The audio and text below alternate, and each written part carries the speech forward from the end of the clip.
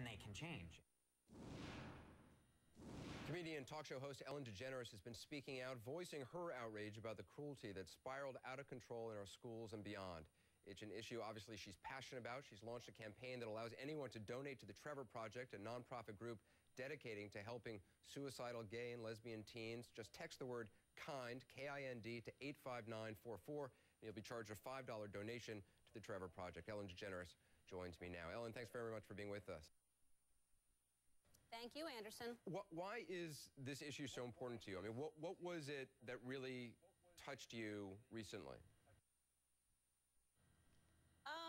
Well, first of all, I just don't understand bullying, period. I mean, I started out as a comedian, and long before I was the target of any jokes, any one-liners on television, I just never believed in making fun of other people. And a lot of comedy is that kind of mean-spirited, and that is a form of bullying, of getting a laugh at somebody else's expense.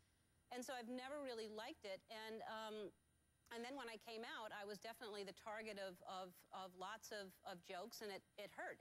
They were just putting them out there, but it was me they were talking about, and it felt horrible. And so after I came out, Matthew Shepard was killed, and when Matthew Shepard was killed, I was devastated because I thought, you know, I could be a face, I could be somebody that would represent hope to these kids. I know the recent death of Tyler Clemente in particular prompted you to make your latest plea in this project for the Trevor Project. What do you think it was about his story that, you know, so drew you? I think you know, Tyler was just kind of just another person, and it's all of them. It's every single time I hear about a 13-year-old kid or a 15-year-old kid or this 18-year-old kid, Tyler, it's not one person. It seems like it just doesn't seem to stop. And the fact that he was in the privacy of his own room and had asked for privacy, and these other two people thought it would be funny to not only watch, but then to stream it live, is the cruelest thing I can imagine. How they didn't know that would be devastating for Tyler when that got out there. When these things happen, it feels like a direct assault on me because I am that person that they are bullying. I am that person that feels like committing suicide. They're talking about me. I'm gay, and I have been ostracized my whole life and in society, and I'm sent that message on a daily basis by the media, and it hurts. And I want to say to those kids out there, I have been through it. I came out. I am successful. I am happy. I am in love, and there is hope. It doesn't. You don't have to give up just because there's a short period in your life where it feels like there's no hope, because there's always hope. Do you find it surprising that people still tell gay jokes? I mean, that people still use the F word, that people still use that term, you know, oh, that's so gay. I mean, I think I mentioned this to you. I went to a movie theater this weekend, in a preview for a new movie, a Vince Vaughn movie. In the preview, he uses the term. And it just shocked me that not only would they put this in the movie, but that they would put this in the preview, that they didn't even think that this might offend some people. And I think it should offend a lot of people. I think it's so, like, you know,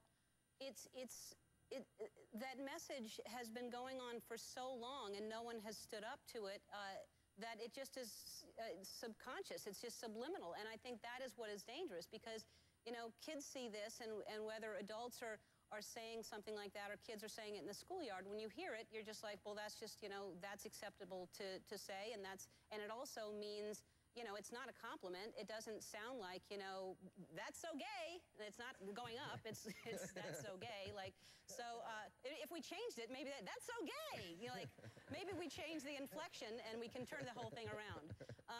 But I think that's the problem. Nobody is really celebrating the fact. They're making it, and I think that it's the parents' responsibility to talk to their kids and say, you know, you have to respect other kids for being different, and it's, you know, it's just, it really is just ignorance. Someone said to me the other day that, you know, that enters a kid's internal dialogue, that what other, you know, as an adult you kind of put on armor after a while if you're lucky, but for a kid they don't have that, and what other people say about them weighs on them, and it can crush them. It can kill them.